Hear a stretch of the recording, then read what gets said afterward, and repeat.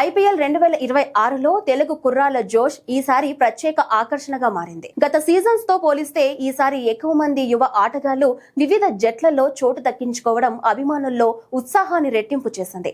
ఇప్పటికే అంతర్జాతీయ స్థాయిలో పేరు తెచ్చుకున్న సిరాజ్, తిలక్ వర్మలు తమ అనుభవంతో జట్లకు బలం కాగా, కొత్తగా రంగంలోకి దిగుతున్న యువతకు ఇది స్వర్ణ అవకాశంగా మారింది. సన్ రైజర్స్ తరపున నితీష్ కుమార్ రెడ్డి తన ఆల్రౌండర్ ప్రతిభతో మెప్పించాలని చూస్తూ ఉంటే, చెన్నై జట్టులో షేక్ రషీద్ స్థిరమైన స్థానం కోసం కృషి చేస్తున్నాడు. రాజస్థాన్ జట్టులో అమన్ రావ్ తన దూకుడు బ్యాటింగ్ తో ఆకట్టుకునే ప్రయత్నంలో ఉన్నాడు.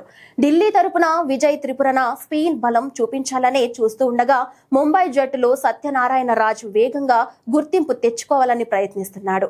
గుజరాత్ లో పృథ్వీరాజ్, పంజాబ్ లో అవినాష్ కూడా తమ ప్రతిభను నిరూపించుకోవడానికి సిద్ధంగా ఉన్నారు. మొత్తానికి ఈ సీజన్ తెలుగు యువతకు పరీక్షే కాదు, తమ సత్తా ప్రపంచానికి చూపించే వేదికగా కూడా మారింది. అంచనాలకు తగ్గట్టే తెలుగు కుర్రోళ్లు రాణిస్తారా? చూడాలి.